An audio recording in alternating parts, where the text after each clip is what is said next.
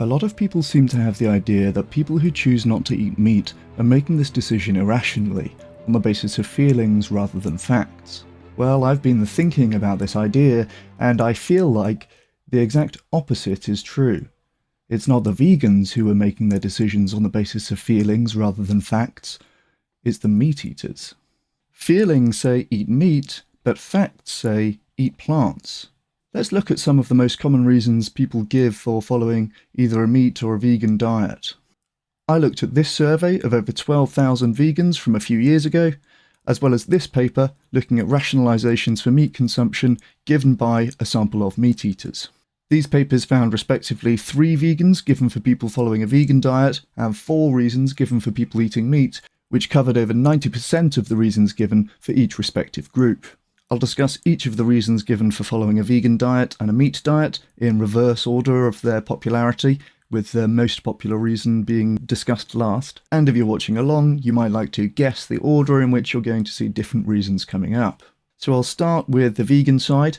In at number 3 is health, cited by 10% of people. This is a pretty long-term concern.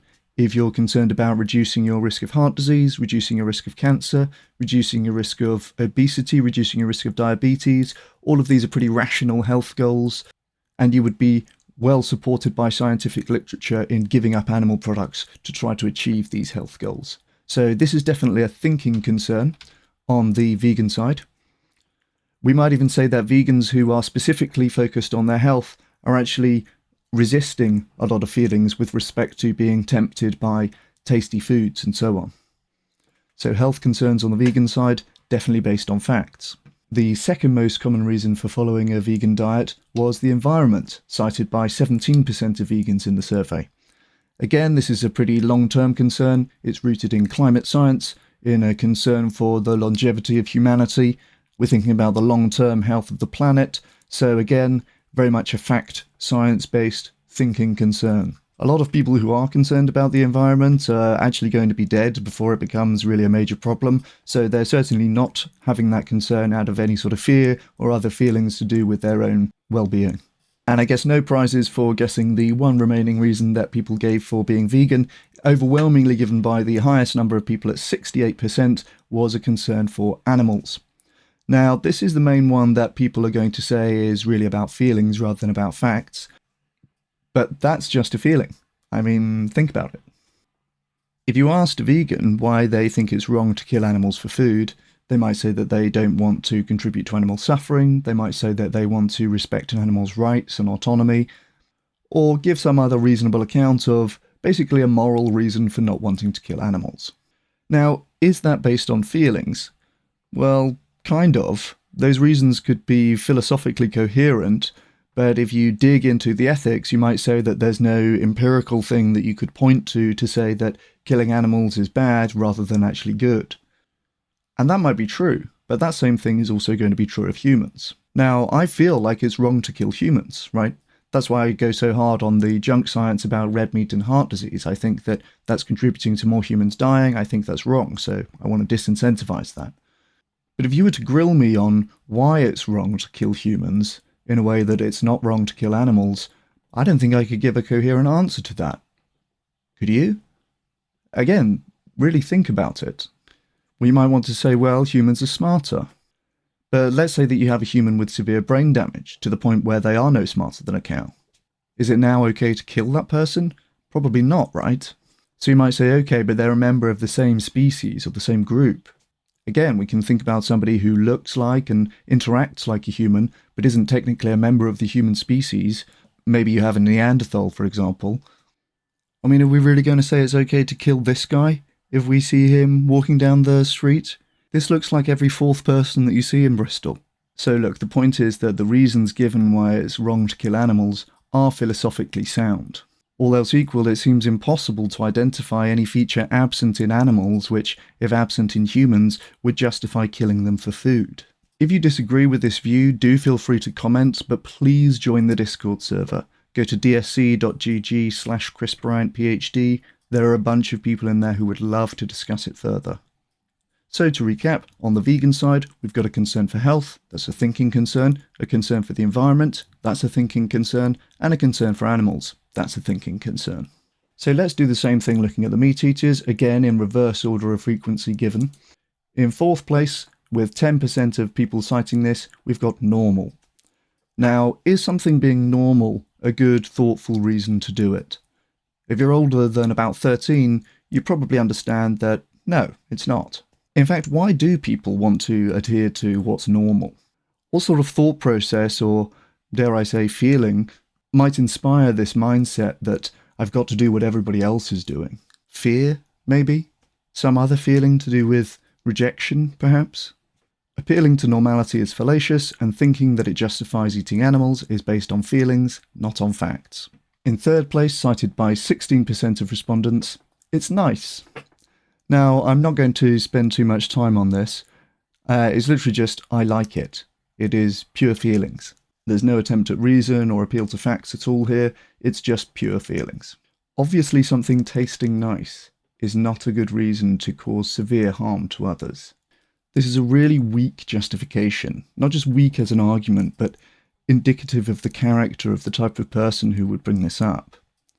Imagine talking about factory farmed animals that spend their whole lives getting tortured in a cage, and somebody responding, "Have you considered that it tastes nice though?" I often feel that somebody who says that kind of thing with a straight face reveals a lot about their character, a lot about how much concern they likely have for others, and generally about how much time I want to spend around them. The second justification given by 23% of meat eaters is that it's natural. Okay, so this is some woo-woo worldview stuff.